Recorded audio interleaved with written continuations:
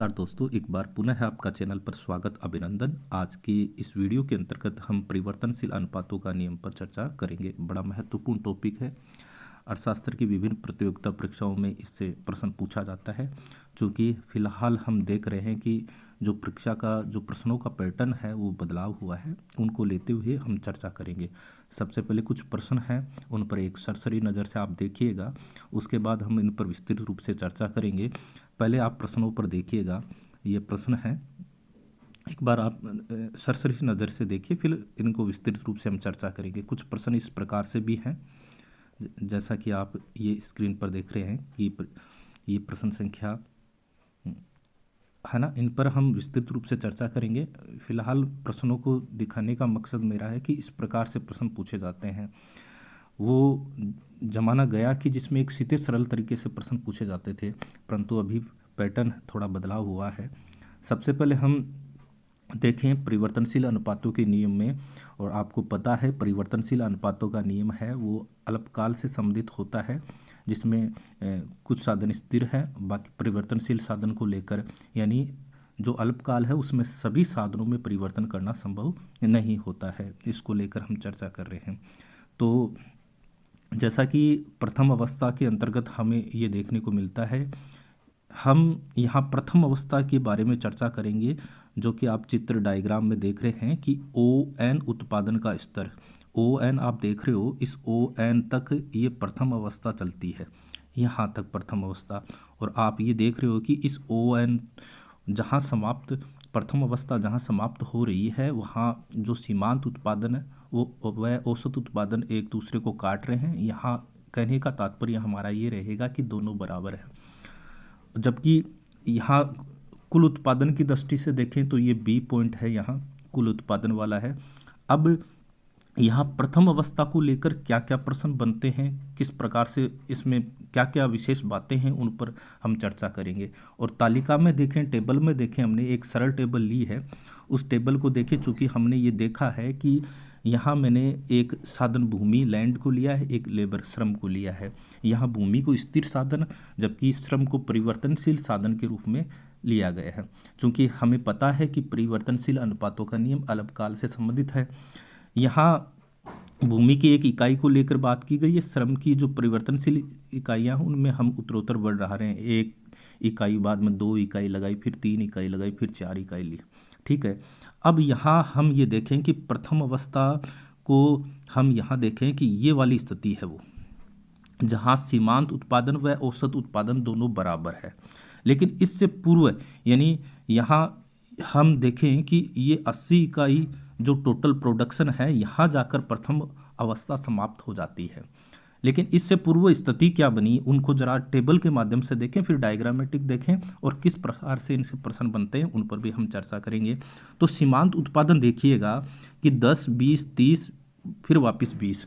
तो सीमांत उत्पादन यहाँ प्रारंभ में बढ़ रही है, 10 से 20 हुई, 20 से 30 हुई, फिर अधिकतम 30 अधिकतम होने के बाद वापस कम हो गई, ठीक है। सीमांत औसत उत्पादन को देखें आप, तो औसत उत्पादन हमारा 10, 15, 20, फिर 20, यानी ये औसत उत्पादन हमारा बढ़ रहा है, ठीक है। यहाँ तक स्थिति, क्योंकि यहाँ 20, यहाँ जो औसत उत्पादन है वो अधिकतम है, 20 है, इसका मतलब औसत उत्पादन धीरे धीरे बढ़ रहा है, ठीक है।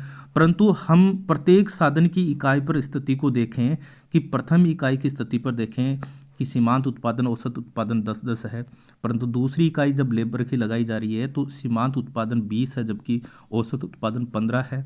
तीसरी पर सीमांत उत्पादन 30 है, औसत उत्पादन 20 है। कहने का तात्पर्य यहाँ ये है कि प्रथम अवस्था के अंतर्गत जो सीमांत उत्पादन है वो औसत उत्पादन से अधिक है। आप देख भी लीजिएगा, क्योंकि 2 इकाई पर आप देखोगे कि औसत उत्पादन जहाँ हमारा 15 है, जबकि सीमांत उत्पादन 20 है। जबकि तीसरी इकाई पर आप देखोगे कि ये औसत उत्पादन 20 है, जबकि सीमांत उत्पादन हमारा 30 है। अब यहाँ स्थिति आप देखोगे कि जो हमारा कुल उत्पादन है वो 10 से 30 हुआ। ये कब हुआ, जब हमारे यहाँ एक इकाई और बढ़ाई, यानी लेबर की एक इकाई से 2 इकाई करने पर जो कुल उत्पादन है उसमें 20 की वृद्धि हुई है। क्योंकि 10 था 10 से बढ़कर 30 हुआ यानी 20 की वृद्धि हुई, यानी सीमांत उत्पादन हमारा यहाँ कितना है, 20 है। ठीक इसी आगे हम देखें कि दूसरी से तीसरी इकाई लगाई तो कुल उत्पादन हमारा है, टेबल में देखिएगा आप, 30 से 60 हो गया। इसका मतलब जो कुल उत्पादन में जो परिवर्तन हुआ है वो 30 का हुआ है। यहाँ हम देख रहे हैं कि यहाँ तीसरी इकाई तक हम स्थिति को देखें कि कुल उत्पादन बढ़ रहा है परंतु बढ़ती दर से, क्योंकि पहले 10 की वृद्धि हुई, फिर 20 की वृद्धि हुई, फिर 30 की वृद्धि हुई। लेकिन चौथी इकाई लगाते ही जो हमारा कुल उत्पादन है वो बढ़ा तो है, 60 से 80 हुआ है, लेकिन यहाँ 20 की वृद्धि हुई है। ठीक है, तो ये थोड़ा सा हम टेबल के अंतर्गत समझें। उसके बाद हम डायग्राम में थोड़ा सा चलें तो स्थिति हम देखें तो हम इसको 3 टुकड़ों में बांटेंगे। प्रथम अवस्था को हम 3 टुकड़ों में लेकर बात करेंगे। थोड़ा सा गहराई से आप देखिएगा कि पहला टुकड़ा हम देखें, एफ बिंदु से पहले की स्थिति देखेंगे और फिर एफ बिंदु की स्थिति देखेंगे, फिर एफ बिंदु के बाद की स्थिति देखेंगे। प्रथम अवस्था जैसा कि मैंने बताया कि ON उत्पादन के स्तर या इस बी बिंदु तक जो है ये प्रथम स्टेज है। अब इस प्रथम स्टेज में क्या क्या होता है उस पर हम चर्चा कर रहे हैं। सबसे पहले हमने देखा कि कुल उत्पादन टीपी का व्यवहार देखें तो प्रथम अवस्था में कुल उत्पादन टीपी लगातार बढ़ रहा है। जैसा कि आप बी पॉइंट तक देखें, है ना, तो बी पॉइंट तक देखें तो टीपी लगातार हमारा ऊपर की तरफ है, बढ़ रहा है। ठीक है, शुरुआत में टीपी है वो बढ़ती दर से बढ़ रहा है, total product increase at an increasing rate. आपने देखा, ऊपर भी देखा हमने कि प्रारंभ में हमने ये देखा, टेबल में ज़रा देखिएगा कि 10 से 30 हुआ, 30 से 60 हुआ। यहाँ जो बढ़ने की दर है वो बढ़ती हुई दर से, यानी पहले 10 की वृद्धि हुई, फिर 20 की वृद्धि हुई, फिर 30 की वृद्धि हुई। ठीक है, हम एफ पॉइंट से पहले की चर्चा कर रहे हैं, यानी शुरुआत में टीपी है वो बढ़ती दर से बढ़ रहा है। और क्यों बढ़ रहा है? क्योंकि सीमांत उत्पादन हमारा बढ़ रहा है। यानी पहले सीमांत उत्पादन 10 था, फिर 20 हुआ, फिर 30 हुआ, यानी अतिरिक्त इकाई जो लेबर की लगा रहे हैं उसके कारण जो मार्जिनल प्रोडक्शन है उसमें जो वृद्धि हो रही है वो कैसी हो रही है? बढ़ती हुई हो रही है। यानी 10 की वृद्धि हुई, 20 की वृद्धि हुई, फिर 30 की वृद्धि हुई, अर्थात इसके कारण जो कुल उत्पादन बढ़ रहा है वो बढ़ती दर से बढ़ रहा है। तो यहाँ आपका प्रश्न बन सकता है कि प्रारंभ में जो टीपी बढ़ रहा है वो बढ़ती दर से बढ़ रहा है, और ये किसके कारण हो रहा है? वो सीमांत उत्पादन में जो बढ़ रहा है। इसका मतलब यहाँ एक और भी बात निकल कर आ रही है कि हमारा जो डायग्राम में देखिएगा कि जो प्रारंभ में सीमांत उत्पादन है यहाँ तक देखिएगा कि सीमांत उत्पादन बढ़ रहा है ना। इसका मतलब प्रथम अवस्था में सीमांत उत्पादन बढ़ भी रहा है। ठीक है, लेकिन जहाँ मैंने ये एरो का निशान लगाया वहाँ सीमांत उत्पादन अधिकतम भी है और उसके बाद सीमांत उत्पादन घट रहा है। ये स्थिति प्रथम अवस्था की है। फर्स्ट स्टेज की हम चर्चा कर रहे हैं। फर्स्ट स्टेज में हमने सीमांत उत्पादन की तीनों प्रकृति को देख लिया कि प्रश्न बन सकता है, प्रश्न का स्तर किस प्रकार से, हमें इसको कंसेप्ट को समझना है कि सीमांत उत्पादन बढ़ भी रहा है, अधिकतम भी हो रहा है और घट भी रहा है। कौन सी अवस्था में? प्रथम अवस्था में ही देख रहे हैं। तो आप देखिएगा सीमांत उत्पादन बड़ा चालू है यहाँ, यानी चालू आदमी है। जबकि हम औसत उत्पादन को देखें तो औसत उत्पादन तो हमारा लगातार बढ़ रहा है। यानी यहाँ वो स्थिति नहीं है कि एकदम फिर अधिकतम हुआ फिर घटने लग गया। चूंकि जहाँ प्रथम अवस्था हमारी समाप्त हो रही है वहाँ जाकर जो हमारा औसत उत्पादन क्या हो रहा है? अधिकतम हो रहा है। ये स्थिति तो है। ठीक है, तो यहाँ हमने इस बात को चर्चा की है। रेखा चित्र में इसे भाग टीपी वक्र ऊपर की ओर नतोत्तर कोण के अपवर्ड होता है। यानी यहाँ जो हमारा जो डायग्राम में देखें, इस एफ पॉइंट तक जो हमारा टीपी वक्र है, कुल उत्पादन वक्र है, वो किस प्रकार की आकृति होगी? वो होगी हमारी ऊपर की ओर नतोत्तर कोण के अपवर्ड्स इसको कहते हैं। इसे मूल बिंदु की ओर उन्तोदर कॉन्वेक्स भी कहा जाता है। ठीक है, बिंदु एफ तक टीपी बढ़ती दर से बढ़ता है। तो यहाँ तक आपकी किसी प्रकार की दिक्कत नहीं होनी चाहिए। अगर टेबल के माध्यम से देखें तो कुल उत्पादन 10 हुआ, फिर 10 से 30 हुआ, 30 से 60 हुआ, यानी लगातार टीपी बढ़ रहा है, लेकिन बढ़ने की दर है वो हम सीमांत उत्पादन के माध्यम से देखेंगे, जो कि लगातार बढ़ती दर से बढ़ रहा है। और क्यों बढ़ रहा है? क्योंकि सीमांत उत्पादन हमारा 10, 20, 30 है, ठीक है।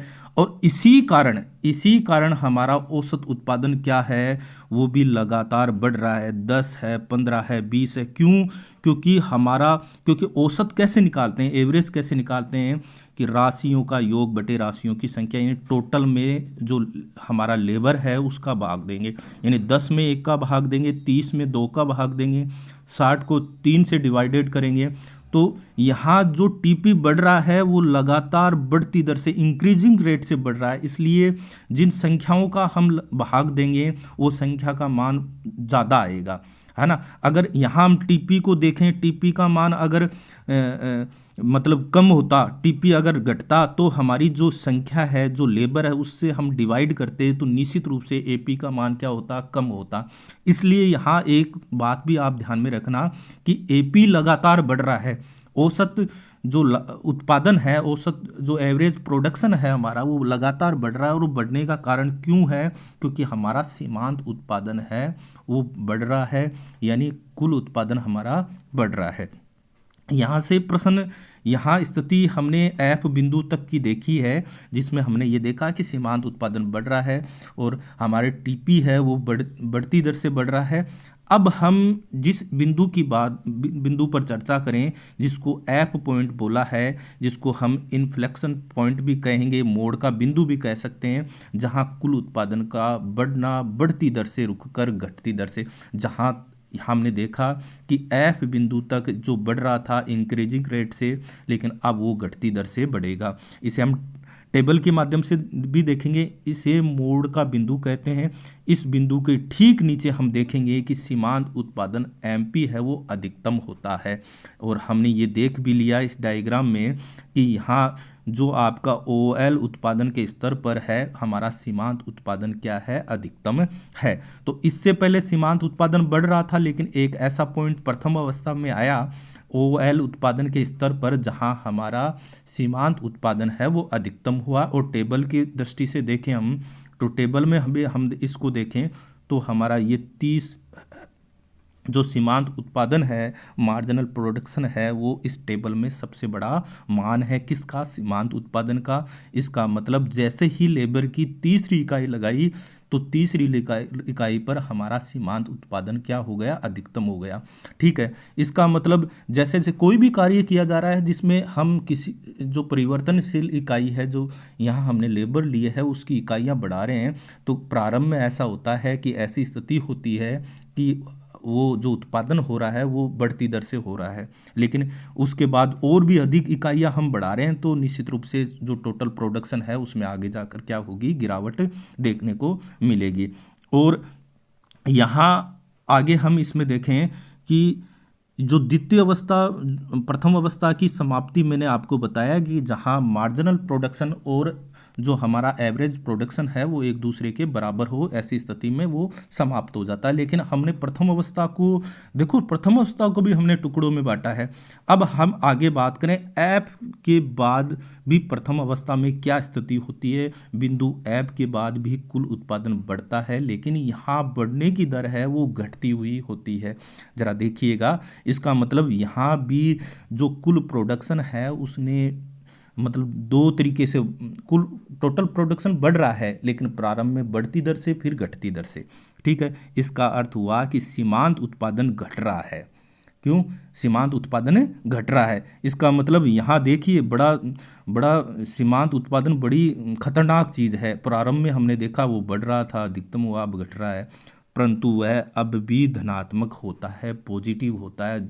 बिल्कुल ध्यान रखिएगा कि इसने बढ़ा भी है, अधिकतम भी हुआ है और फिर घटने भी लग गया है, लेकिन वो नेगेटिव नहीं हुआ है, ये है ना, अभी भी वो पॉजिटिव है। इस भाग में टीपी वक्र है वो नीचे से नतोदर होता है, कॉनकेव डाउनवर्ड्स होता है। ध्यान रखिएगा, ये कॉनकेव डाउनवर्ड्स होता है, ठीक है।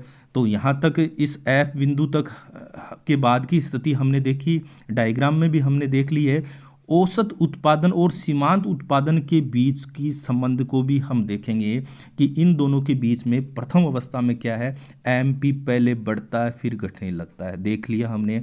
लेकिन एमपी पूरे समय में एपी से अधिक रहता है, इसलिए एपी निरंतर बढ़ता रहता है। बिल्कुल ध्यान में रखिएगा, डायग्राम में देखें तो ज़रा देखिएगा डायग्राम में कि ये ऊपर वाला डायग्राम तो एमपी का है और नीचे वाला है वो एपी का है। आप प्रथम अवस्था, क्योंकि प्रथम अवस्था यहाँ समाप्त हो रही है, इसका मतलब इससे पहले हम देख रहे हैं कि सीमांत उत्पादन है वो एपी से अधिक है। एपी इसलिए लगातार बढ़ रहा है, एपी लगातार बढ़ रहा है, लेकिन सीमांत उत्पादन की जो नेचर है वो देख रहे हैं कि प्रारंभ में बढ़ रहा है फिर घटने लगता है।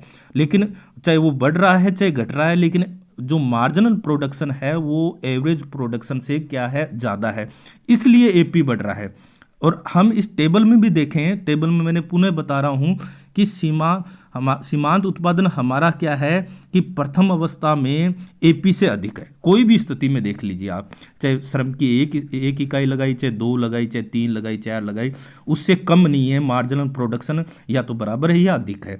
ऐसी स्थिति में ही, क्यों, क्योंकि एपी कैसे निकालते हैं, टीपी में लेबर का से डिवाइड करेंगे तो निकलेगा। जब टीपी में लगातार जो वृद्धि हो रही है उसके कारण निश्चित रूप से हमें पता है, आप देख भी लीजिएगा कि एपी का मान आगे बढ़ता हुआ ही होगा। जैसे 10 से 15 अधिक है, 15 से 20 अधिक है, तो निश्चित रूप से एपी है वो लगातार बढ़ रहा है। और बढ़ने का कारण क्या है, बढ़ने का कारण फिर गौर कीजिएगा, सीमांत उत्पादन है जो कि धनात्मक है। और क्या है, पहले बढ़ रहा था और फिर यहाँ धनात्मक की स्थिति है, इसलिए यहाँ अब प्रथम अवस्था में एपी लगातार बढ़ रहा है, लेकिन एपी से ऊपर है एमपी, यानी एमपी एपी से अधिक है, सीमांत उत्पादन अधिक है। प्रथम अवस्था की स्थिति को हम देख रहे हैं।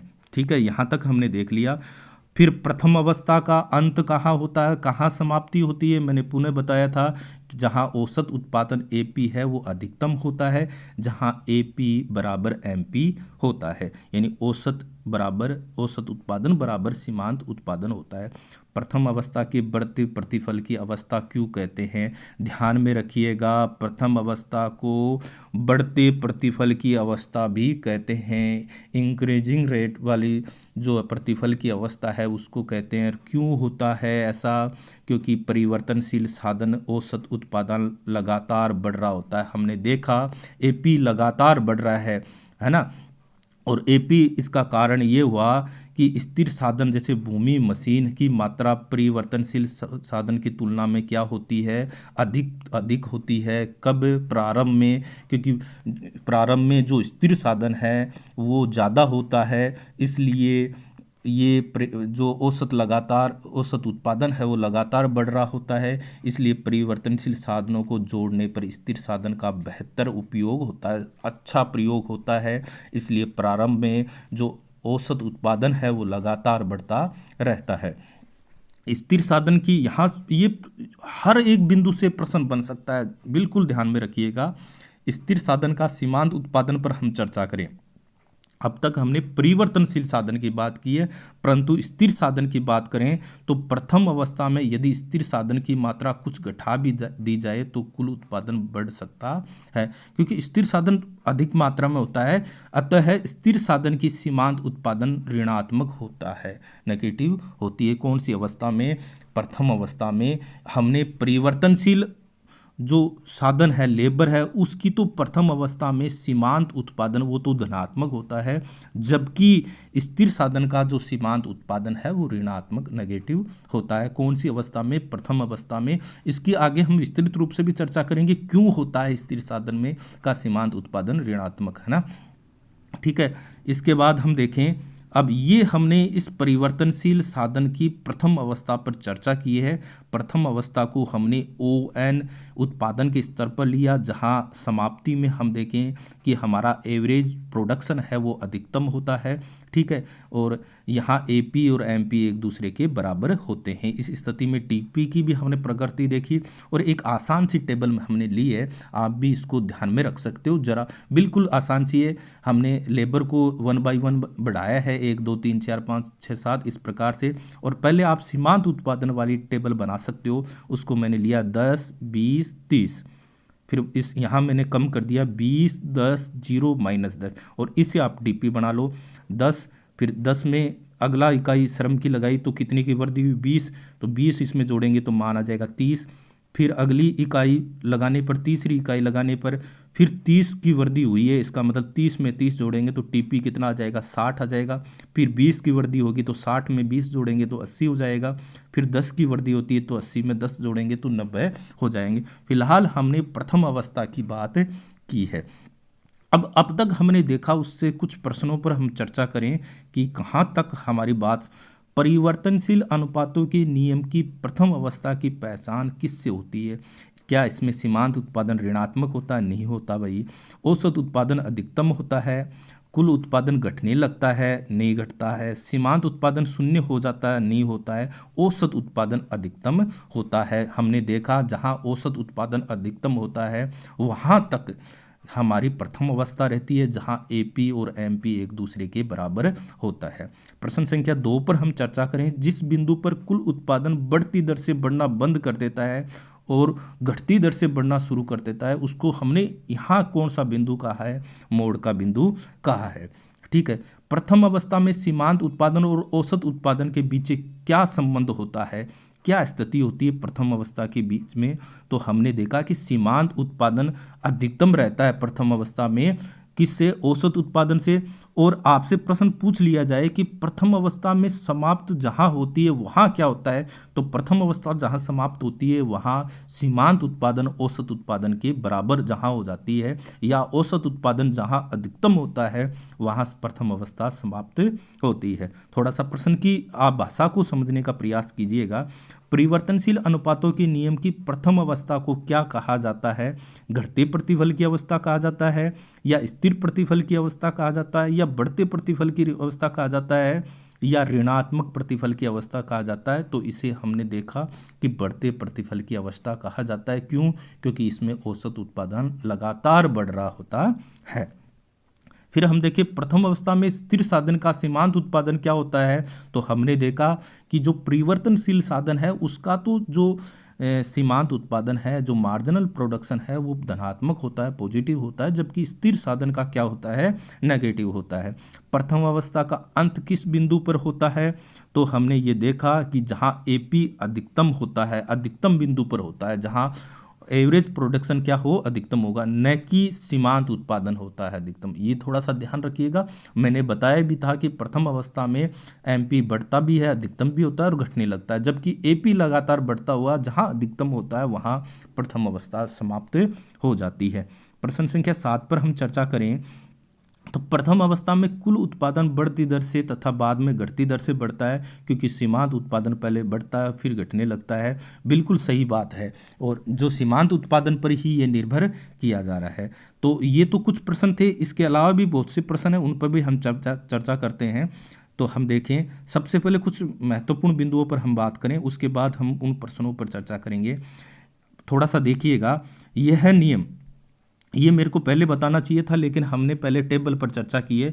यह नियम ऐसा उत्पादन फलन का अध्ययन करता है जिसमें कुछ साधन स्थिर रहने पर एक अथवा एक से अधिक साधन में परिवर्तन किया जाता है। मैंने पहले भी बताया कि सभी साधनों में किसी प्रकार का परिवर्तन नहीं हो सकता, कुछ साधन स्थिर रहते हैं, कुछ परिवर्तनशील रहते हैं। फिर अगले बात करें, अन्य साधनों को निश्चित रखकर एक परिवर्तनशील साधन की मात्रा बढ़ाई जाती है तो परिवर्तनशील साधन और स्थिर साधनों के अनुपात बदल जाता है। हमने टेबल में देखा कि हमने जो लैंड है उसकी इकाइयां ली एक एक, और परिवर्तनशील इकाइयों में वृद्धि की है, तो निश्चित रूप से जो, जैसे हमने ये देखा कि भूमि की 1 इकाई और श्रम की 1 इकाई, फिर भूमि की 1 इकाई, श्रम की 2 इकाई, भूमि की 1 इकाई, श्रम की 3 इकाई, तो निश्चित रूप से परिवर्तनशील साधन व स्थिर साधनों का अनुपात क्या हुआ है? बदला हुआ है, ठीक है।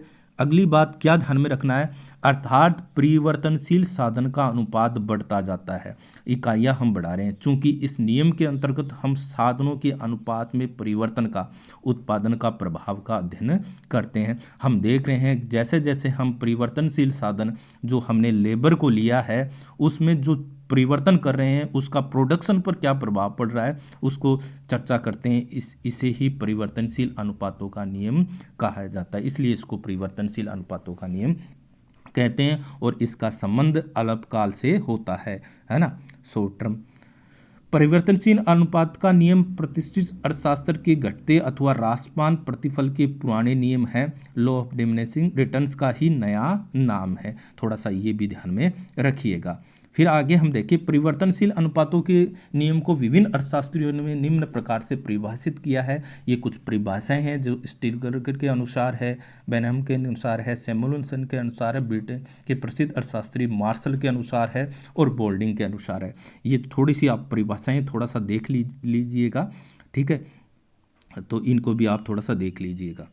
आगे हम देखें कि परिवर्तनशील अनुपात अथवा घटते प्रतिफल के नियम की आवश्यक शर्तें। हम ये देखें कि परिवर्तनशील अनुपात है जिसको आखिरकार क्या होता है कि जैसे जैसे लेबर की इकाइयाँ हम बढ़ा रहे हैं, परिवर्तनशील साधन की इकाइयाँ बढ़ा रहे हैं, तो आखिरकार जो हमारा प्रतिफल है वो घटने लग जाता है। इसको हम थोड़े से इसकी कुछ कंडीशन हम देखें, आवश्यक शर्तें देखें। विविध अनुपात का नियम तथा घटते अनुपात का नियम कुछ विशेष दशाओं में लागू होता है। इन दशाओं में कोई परिवर्तन हो जाए तो ये नियम लागू नहीं होता। ये विभिन्न दशाएं अथवा शर्तें निम्न है। ये हमें पता भी है, कोई भी हम कार्य करें कुछ कंडीशन होती है, जैसे हम कार चला रहे हैं तो कुछ कंडीशन होती है, इसलिए हम निश्चित स्थान पर पहुंच पाते हैं। जैसे यातायात के नियमों की पालना करना, तभी हम अपने गंतव्य पर पहुंच पाते हैं, अन्यथा और कहीं पहुंच जाएंगे, है ना। तो इसी प्रकार ये नियम तभी लागू होगा जिसमें कुछ कंडीशन है, उन पर हम चर्चा करें, ये लागू होगी तो ही हमारा ये नियम लागू होता है। सबसे पहले बात करें टेक्नोलॉजी की, तो इस नियम में, कौन से नियम में, परिवर्तनशील अनुपातों के नियम में टेक्नोलॉजी समान रहती है, उसमें किसी प्रकार का कोई चेंजिंग नहीं होता है, वो अपरिवर्तित होती है, ठीक है। यहाँ से भी ध्यान में रखना। अब हमारे दिमाग में प्रश्न आ रहा होगा कि अगर टेक्नोलॉजी में परिवर्तन हो जाए तो क्या होगा। यदि टेक्नोलॉजी में सुधार हो जाए अर्थात पहले से अधिक बढ़िया तकनीक का प्रयोग किया जाए तो परिवर्तनशील साधन के सीमांत तथा औसत उत्पादन घटने के स्थान पर बढ़ सकते हैं। हमने ये देखा, टेबल में भी देखा कि परिवर्तनशील अनुपातों के नियम में जैसे जैसे हम लेबर को बढ़ा रहे थे तो हमारा जो उस टोटल प्रोडक्शन है वो एक निश्चित बिंदु के बाद वापस घटने लग जाएगा। लेकिन टेक्नोलॉजी में सुधार होता है तो ऐसी स्थिति में हमारा जो सीमांत उत्पादन है या औसत उत्पादन है वो घटने के स्थान पर बढ़ सकता है। और हमें पता भी है अगर टेक्नोलॉजी में सुधार होता है तो निश्चित रूप से सीमांत व औसत उत्पादन घटने के स्थान पर बढ़ सकता है। तो पहली बात तो ये शर्त ध्यान में रखना। दूसरी हम देखें, कुछ साधन ऐसे अवश्य हों जिनकी मात्रा स्थिर रखा गया हो। जैसे हमने टेबल के अंदर लैंड को स्थिर रखा था, कांस्टेंट रखा था, क्योंकि इस प्रकार ही हम साधनों के अनुपात में परिवर्तन कर सकते हैं तथा उनका उत्पादन प्रभाव जान सकते हैं। यदि सभी साधनों को अनुपात को बढ़ाया या घटाया जाता है तो ये नियम लागू नहीं होगा। क्यों? क्योंकि हमें ये पता है कि परिवर्तनशील अनुपातों के नियम में कुछ साधन क्या रहते हैं, स्थिर रहते हैं। अगर सभी साधनों में परिवर्तन किया जाएगा तो यह नियम लागू नहीं होगा। सभी साधनों में परिवर्तन करने के परिणाम स्वरूप उत्पादन के व्यवहार का अध्ययन हम पैमाने के प्रतिफल रिटर्न्स टू स्केल के अंतर्गत जिसका संबंध दीर्घकाल से उसमें अध्ययन करते हैं। यहाँ बड़ी महत्वपूर्ण बात है, ये अल्पकाल से संबंधित है, इसमें सभी साधनों में परिवर्तन नहीं किया जा सकता है। तीसरी नंबर बिंदु की स्थिति को देखें, यह नियम इस मान्यता पर भी आधारित है कि एक पदार्थ का उत्पादन करने के लिए विभिन्न साधनों के अनुपातों में परिवर्तन करना संभव है, ठीक है। ऐसा नहीं है कि एक निश्चित जो साधन का अनुपात है उसके द्वारा ही उत्पादन होता है। जैसा कि हम देख रहे हैं कि लैंड पर लेबर की 1, 2, 3, 4 ऐसे इकाइयां परिवर्तन कर रहे हैं। इसका मतलब लैंड और परिवर्तनशील साधन जो लेबर लिया है उसके अनुपात में परिवर्तन हो रहा है और उस परिवर्तन का प्रभाव हम उत्पादन पर देख रहे हैं। यहाँ उन अनुपात में परिवर्तन करना संभव है, इसलिए ही परिवर्तनशील अनुपातों के नियम का हम अध्ययन कर रहे हैं। अगर उन अनुपातों में परिवर्तन करना संभव नहीं हुआ, एक स्थिर अनुपात का फिक्स्ड अनुपात का प्रयोग कर रहे हैं, ऐसी स्थिति में ये नियम लागू नहीं होगा। थोड़ा सा देखिएगा, यह नियम उन पदार्थों की दशाओं में, उन कंडीशन में लागू नहीं होता जिनका उत्पादन करने के लिए साधनों का एक निश्चित अनुपात का प्रयोग करना आवश्यक होता है, वहाँ ये लागू नहीं होता है। जैसा कि हमने टेबल में देखा है कि अनुपात बदल रहा है, किसका, भूमि का और श्रम का, लेबर का, है ना। जब किसी पदार्थ के उत्पादन के लिए साधनों के एक बिल्कुल निश्चित अनुपात का प्रयोग करना होता है तो एक साधन में वृद्धि करने से अन्य साधनों में आनुपातिक वृद्धि किए बिना उत्पादन की मात्रा नहीं बढ़ेगी, अर्थात साधनों का सीमांत उत्पादन क्या होता है, शून्य होगा। किंतु ऐसे पदार्थ बहुत ही कम पाए जाते हैं जिनके उत्पादन के लिए साधनों के बिल्कुल निश्चित अनुपातों का प्रयोग किया जाता है। इस प्रकार हम देखते हैं विविध अनुपातों का नियम यानी परिवर्तनशील अनुपातों का नियम वास्तविक आर्थिक जगत के अधिकांश पदार्थों पर लागू होते हैं। बहुत ही कम ऐसे होते हैं जिनका ये अनुपात है वो निश्चित रहता है कि भाई एक इकाई जो स्थिर साधन, एक इकाई श्रम, है ना। आगे अगर और अधिक उत्पादन करना है तो दोनों को ही एक निश्चित अनुपात पर बढ़ाना पड़ता है। ऐसे साधन बहुत ही कम है, इसलिए लगभग ये नियम लागू होता है। ये कुछ इसकी बेसिक जानकारी थी परिवर्तनशील अनुपातों की। ये शर्तों की बात की है, 3 शर्त सामने निकल कर आई हैं, इनको ध्यान में रखना है। टेक्नोलॉजी की बात की है, अनुपात की बात की है, ठीक है। तो इससे संबंधित भी कुछ प्रश्न है, टेबल को हमने पहले हम इनके प्रश्नों पर जो हमने ये देखा उसके प्रश्नों पर चर्चा करें। तो देखिएगा, पहला प्रश्न आप देख रहे हो अपनी स्क्रीन पर कि जो हमारा कथन क्या है कि परिवर्तनशील अनुपात का नियम अल्पकाल से संबंधित। बिल्कुल सही बात है, अल्पकाल से संबंधित है। कारण अल्पकाल में कुछ साधन स्थिर रहते हैं तथा केवल एक साधन परिवर्तन यानी कुछ साधन परिवर्तनशील रखते हैं। क्या सही व्याख्या है? बिल्कुल सही व्याख्या है, हमने चर्चा की है। कथन प्रश्न संख्या 2 पर हम चर्चा करें कि परिवर्तनशील अनुपात का नियम ह्रासमान प्रतिफल का नियम भी कहा जाता है। सही बात है, एक सीमा के बाद परिवर्तनशील साधन का सीमांत उत्पादन क्या होने लगता है, घटने लगता है। हमने ये चर्चा की है कि उसका सीमांत उत्पादन है, हमने देखा अधिकतम होकर फिर क्या होने लग जाता है, घटने लग जाता है। इसके कारण जो हमारा टोटल प्रोडक्शन है वो क्या आखिरकार क्या होने लग जाता है, घटने लग जाता है। ये बात भी सही है। प्रश्न संख्या 3 पर चर्चा करें हम, यदि सभी साधनों की मात्रा में समान अनुपात में वृद्धि की जाए तो परिवर्तनशील अनुपातों का नियम लागू होगा। सभी साधनों में, बिल्कुल गलत बात है। हमने ये चर्चा की कि सभी साधनों की मात्रा में समान अनुपात में नहीं है। हमने देखा कि कुछ साधन स्थिर रहते हैं और कुछ परिवर्तनशील रहता है। परिवर्तनशील साधन की इकाइयों में परिवर्तन करते हैं, है ना, तो सब में नहीं है। परिवर्तनशील अनुपातों के नियम साधनों के अनुपात में परिवर्तन पर आधारित होता है ना, ठीक है। तो ये वाला आर वाला सही है, ये भी आप देखिएगा। और आगे हम देखें अगला प्रश्न संख्या 4 की बात करें कि तकनीकी प्रगति होने पर परिवर्तनशील अनुपात का नियम समान रूप से लागू होता है। गलत बात है। हमने ये देखा कि तकनीकी प्रगति को क्या रखा जाता है, कांस्टेंट रखा। तकनीकी प्रगति में सुधार से उत्पादन वृद्धि की प्रवृत्ति बढ़ जाती है, सत्य बात है। अगर तकनीकी में परिवर्तन होगा, सुधार होगा तो उत्पादन घटने की बजाय बढ़ जाएगा। इसका मतलब कथन गलत है और आर कारण सही है। अगले प्रश्न की चर्चा करें, निश्चित अनुपात वाले उत्पादन में परिवर्तनशील अनुपात का नियम लागू नहीं होता है। कथन ए और कारण देखिए, ऐसे उत्पादन में एक साधन की वृद्धि करने से बिना अन्य साधनों की वृद्धि के उत्पादन नहीं बढ़ता है। बिल्कुल सही बात है। ये परिवर्तनशील अनुपातों का नियम हमने देखा कि एक साधन में ही परिवर्तन करने पर होता है, अगर दोनों में होगा तो ये नियम लागू नहीं होगा और इसका कारण भी सही दे रखा है, ठीक है। इन पर सब बिंदुओं पर हमने चर्चा ही की है। और प्रश्न संख्या 6 देखें कि कथन क्या है, परिवर्तनशील अनुपातों के नियम में औसत उत्पादन एपी पहले बढ़ता है और फिर बाद में घटता है। कारण सीमांत उत्पादन एमपी औसत उत्पादन से पहले घटने लग जाता है। बिल्कुल सही बात है। टेबल में हमने डायग्राम में आगे हम चर्चा भी करेंगे, क्योंकि हमने ये देखा कि प्रारंभ में औसत उत्पादन है वो एपी से अधिक होता है, एपी से एमपी अधिक होता है, ठीक है। लेकिन बाद में जब घटता है तो एमपी उसके नीचे आ जाता है, किसके, एपी के नीचे। तो यहाँ हम देखें कि एमपी को हमने, ये मेरे भाषा में देखो तो बदमाश होता है, अगर बढ़ता है तो भी तेज गति से बढ़ता है और घटता है तो भी तेज गति से घटता है। कौन, सीमांत उत्पादन, यानी बढ़ेगा तो औसत उत्पादन से ज़्यादा बढ़ेगा तेज गति से, और घटेगा तो उससे तेज गति से घटेगा, है ना। तो इसके बाद हम प्रश्न संख्या 7 पर चर्चा करें कि प्रोफेसर के ई बोल्डिंग ने रासमान प्रतिफल शब्द को अस्पष्ट माना है।